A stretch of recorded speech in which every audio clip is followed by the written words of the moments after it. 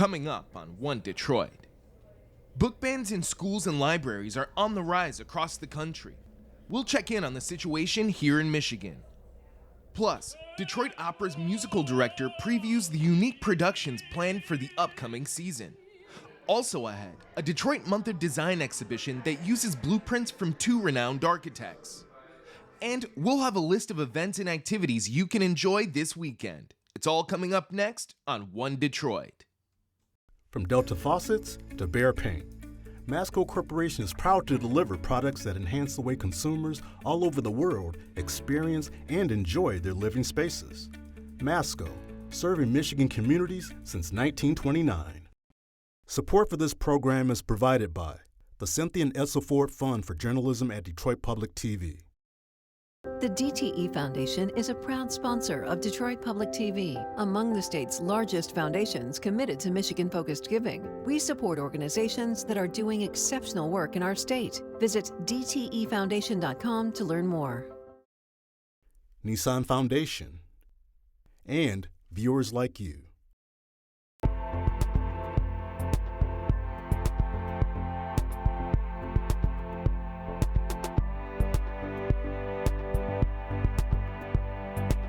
Just ahead on this week's One Detroit.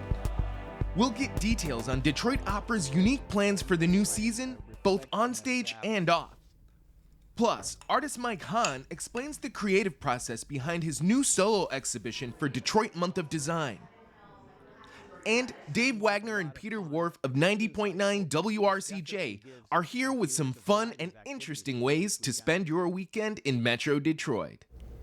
But first up, we're examining the growing efforts to ban certain books in schools and libraries. It's part of a movement by various groups to restrict access to certain types of literature in protest of the content.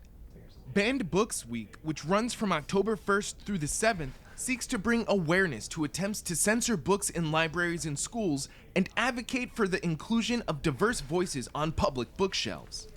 One Detroit contributor Elizabeth Stewart produced this report exploring the book banning issue here in Michigan.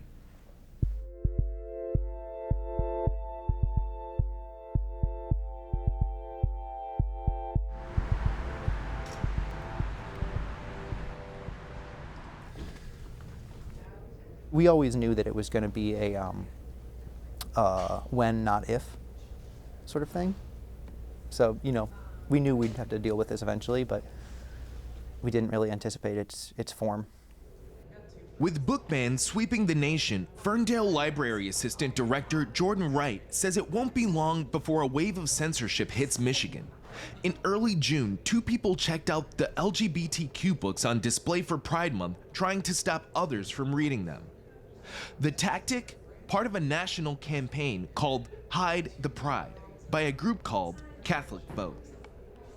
The books were eventually returned, but Wright notes the larger trend of book banning is on the rise to take the books completely off the shelves. Right now, the biggest target is LGBTQ books, particularly books with trans characters or on trans topics. PEN America tracks book bans in school libraries, reporting 26% of banned titles have LGBTQ+ characters or themes. This past fall, we were able to count over 1,400 instances of book bans, which equals about 800 or over, I should say, 800 unique titles being removed from student access in public schools across the country. Casey Meehan is the Freedom to Read program director at PEN America. I think being able to see yourself represented in a book is critically important, as well as being able to see others who may differ from you represented in a book is also critically important to, continuing to foster, what we would say is like an informed citizenry that's empathetic and understanding of each other and our differences. While some think all books should be included in the library collection, others believe certain topics are inappropriate. So I don't believe that topics such as gender identity, gender ideology, those types of things are appropriate for minors in school. Katie McFarland is the chair of the Oakland chapter of Moms for Liberty, which wants more parental control over their children's education. There have also been, I have also found, as well as so many, so many people across the state of Michigan and across the country, pornographic material in our school libraries. Just recently, we discovered the book Genderqueer in the Troy High Library. McFarland cites graphic sexual images in the novel Genderqueer, a memoir by Maya Kobabe. Now, if that's not pornographic, I don't know what is. Genderqueer was the most widely banned book across the country this year. It recounts the author's life growing up and accepting their gender identity and sexuality. While some say the book is obscene, others argue it's misunderstood. I think there's a part of the strategy that can be provocative, that if you call out one book and label it as such, and that book, and it kind of catches on, that people begin to fear that there are books that have, that these books exist and that these books are pornographic. Sort of the rhetoric gets locked in the public discourse. But again, we say there is a legal test for obscenity.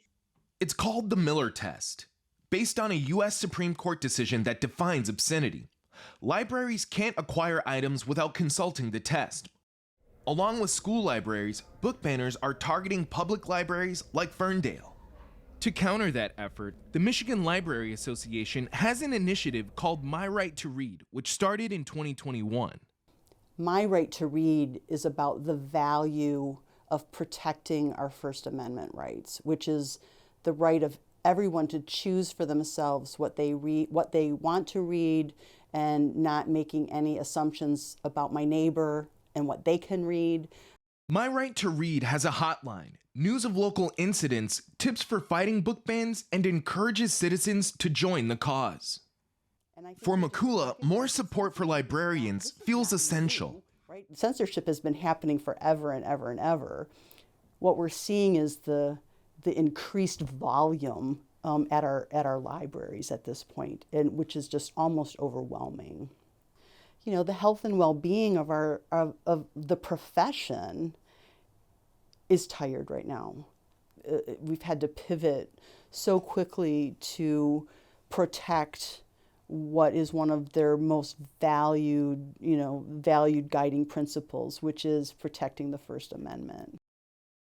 In Lapeer, north of Macomb County, a county prosecutor threatened to pursue legal action against library workers for allowing Genderqueer on the shelves. At Potmos Library in Jamestown, Michigan, near Grand Rapids, citizens voted to defund the library. Basically, they were up for a millage renewal, and the issue that prevented the millage renewal was that the library director wouldn't remove LGBTQ children's books from the library. And so the millage didn't pass, so the funding ran out. The Potmos Library is due to shut down in mid-2024 unless more funding is found. In Ferndale, the library doesn't face those challenges. We put out a call. Our strategy was basically to get enough copies of these books on hand, pre-processed, ready to go, so that if this were to happen again, we can just put out more books. Wright said the library received hundreds of books in the following weeks, along with community support in the form of Facebook messages, personal thanks, even offerings of food. More and more libraries are community gathering places. They're places, they're the primary places for enrichment, education, entertainment in a community. The library is there for everyone. And I think that we have to just keep that in mind, is all are welcome. We have a diversity of books for all, and what's right for me might not be right for you. So choose a different book.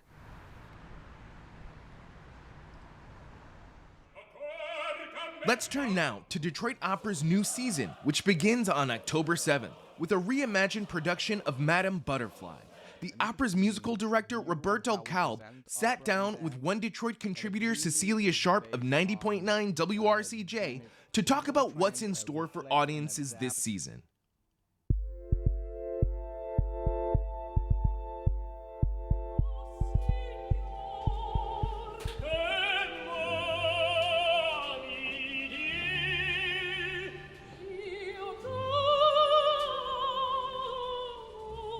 Detroit Opera has been on the cutting edge of operas, trying innovative things, taking chances in opera, and that mission still continues today. with the season that is coming up, what is on the menu for the season that starts on October 7th? We have something for everyone. We have great opera selections, so we're starting the season with Madame Butterfly, a new production of that. And then we're going to do John Cage's Your Operas. And then we're doing Missy Mazzoli's Breaking the Waves, one of her most successful operas. It's a gorgeous piece, a very, very powerful piece. And then we close out the opera season with The Cunning Little Vixen by Leos Janacek. What's different about these operas this season?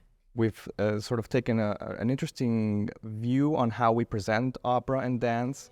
And it really is based on doing things a little bit differently with a little twist. So it might be Madame Butterfly, a piece that was written a long time ago by Puccini, but there's something interesting about it or different about it or a different view on it. Why is it so important for the Detroit Opera to represent these operas in new and innovative ways?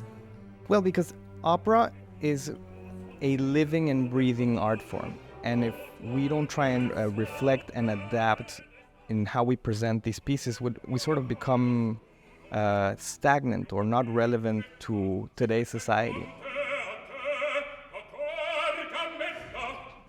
So that's everything that's happening on the stage here at the Detroit Opera. But the Detroit Opera goes beyond the stage and into the community. When I took this job, I really wanted to focus on having the orchestra musicians play outside of the pit. I thought, well, we should really go out into the community and feature our orchestra. And we came up with this Beyond the Pit series.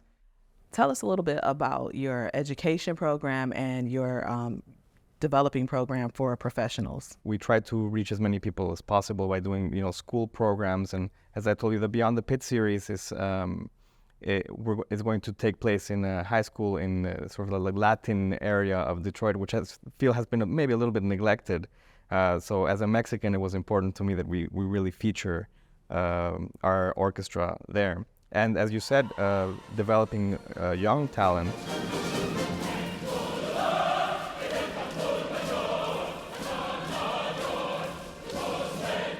Roberto, it seems that it's very important to you to champion for diversity in the orchestra, on the stage, in the audience, and beyond. Why is that so important for you? Well, I like to think that opera and classical music is for everyone.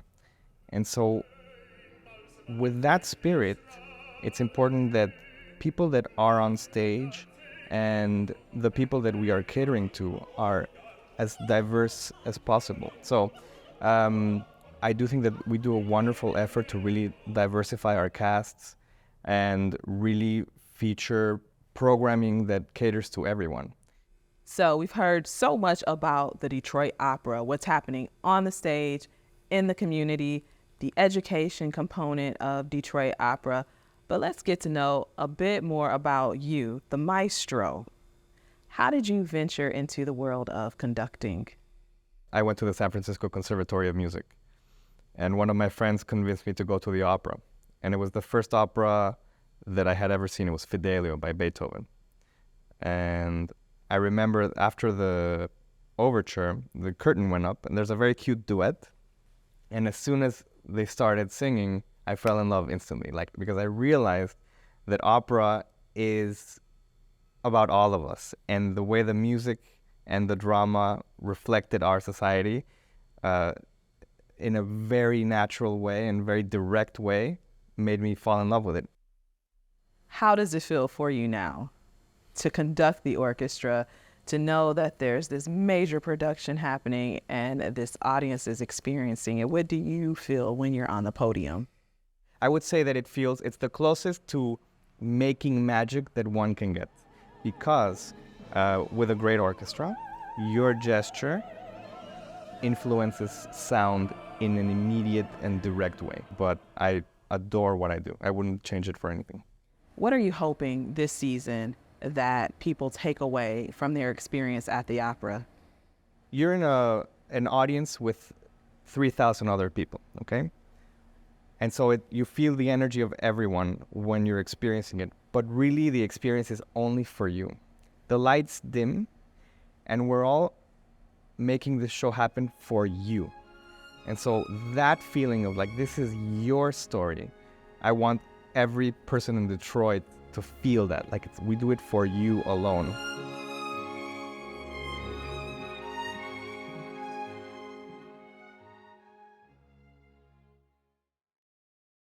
And make sure to join us next week for a behind-the-scenes report on Detroit Opera's opening production of Madame Butterfly. September is Detroit Month of Design, a time to celebrate the city's designation as a UNESCO City of Design. The month-long citywide festival is presented by Design Corps Detroit and showcases a variety of works from the local creative community. One of this year's featured artists is Mike Hahn, whose first solo exhibition is showing at Playground Detroit. One Detroit contributor, Sarah Zintarski, shows how Hahn's designs focus on sustainable objects people use every day.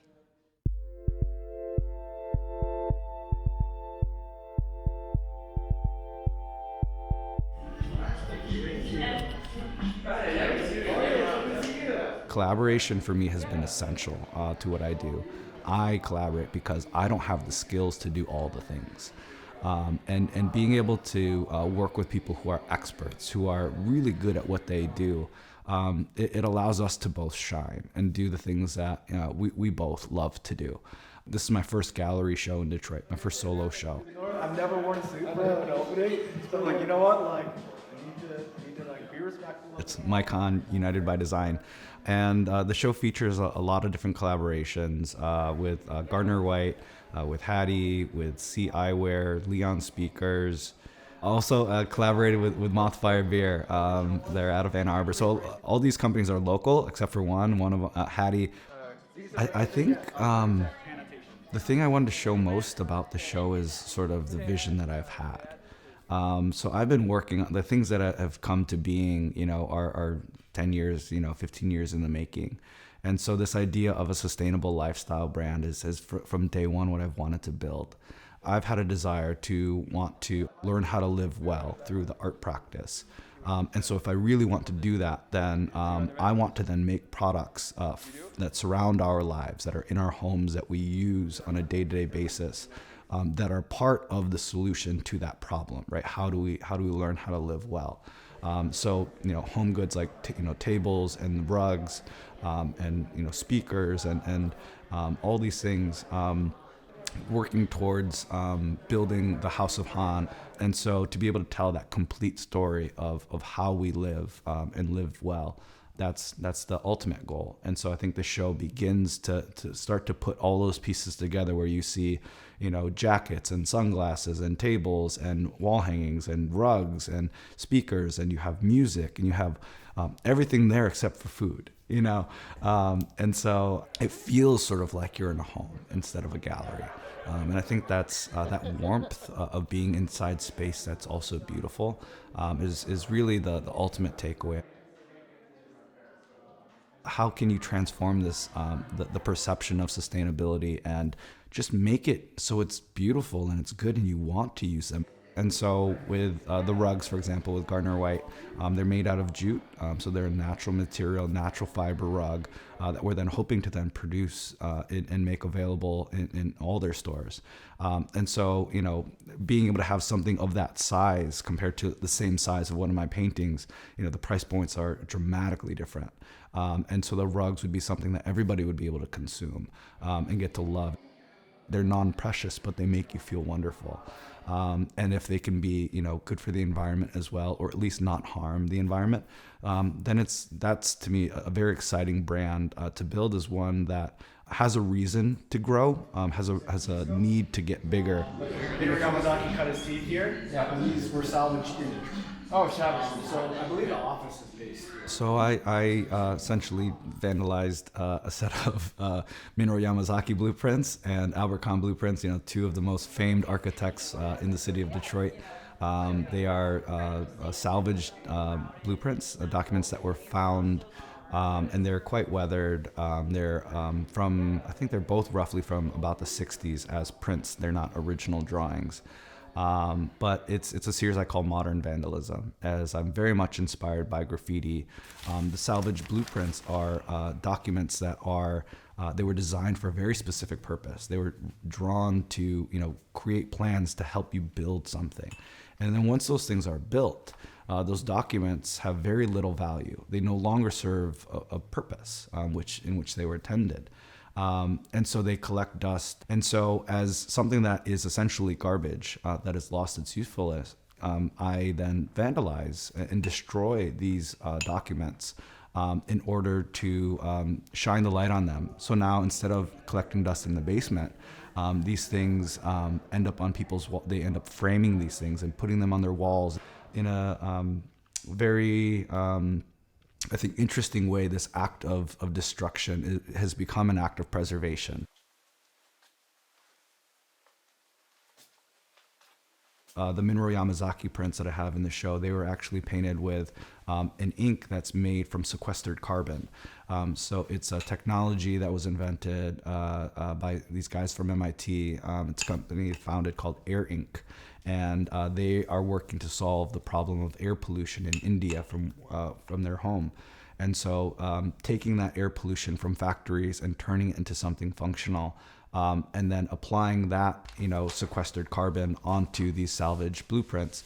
Again, it speaks to then this layer of how I'm aspiring to live.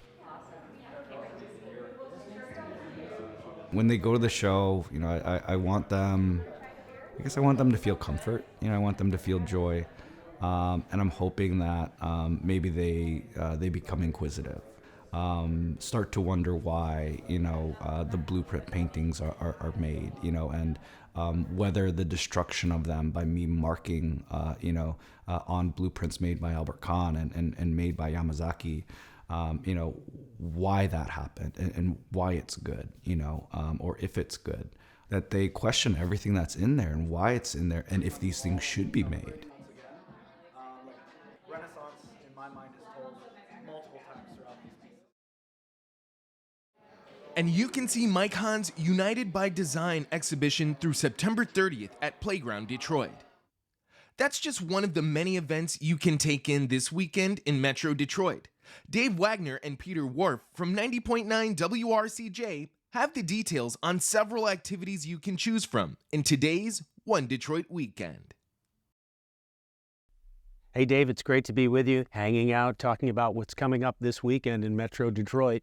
Oh, you're right, Peter. I love this cooler weather and the fall colors coming in, and there's so much more to do. So let's start with the Detroit Black Film Festival happening through Sunday, where you can sit back and watch films created by incredibly talented African-American filmmakers. There are going to be over 70 films shown, and they can be seen at 3 locations: the Carr Center, the Marlene Bowl YMCA Theater, and the Doubletree Hotel on West Lafayette. It sounds like a lot of films packed into the 5 days of the festival. Also, don't forget this coming weekend is the closing weekend of Detroit Month of Design. To celebrate, there's a Friday event at the Shinola flagship store and a Saturday event at Spotlight Detroit. One of the many things I love about this city is how it's the first and only UNESCO City of Design in the country. Right. I encourage everyone to really look up when walking around Detroit to take in the breathtaking architecture of the buildings that give us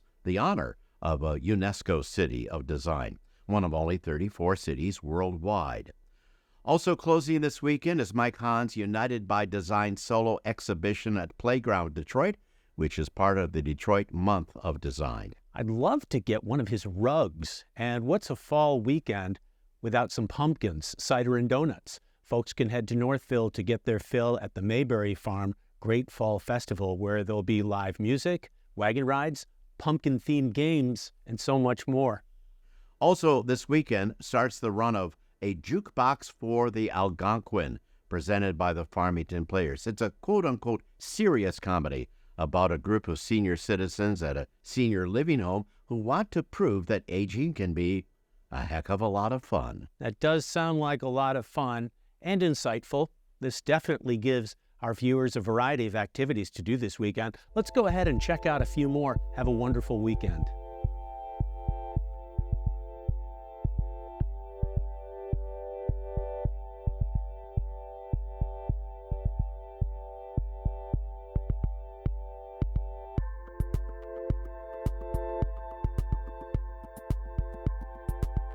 That will do it for this week's One Detroit.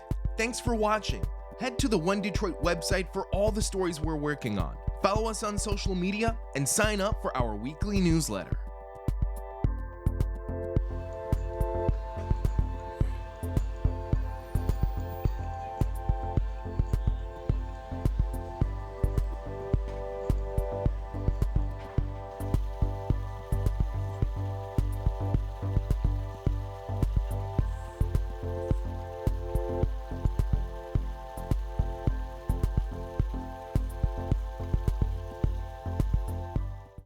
From Delta faucets to Behr paint, Masco Corporation is proud to deliver products that enhance the way consumers all over the world experience and enjoy their living spaces.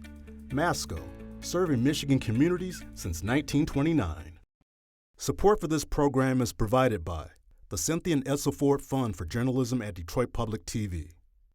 The DTE Foundation is a proud sponsor of Detroit Public TV, among the state's largest foundations committed to Michigan-focused giving. We support organizations that are doing exceptional work in our state. Visit dtefoundation.com to learn more. Nissan Foundation and viewers like you.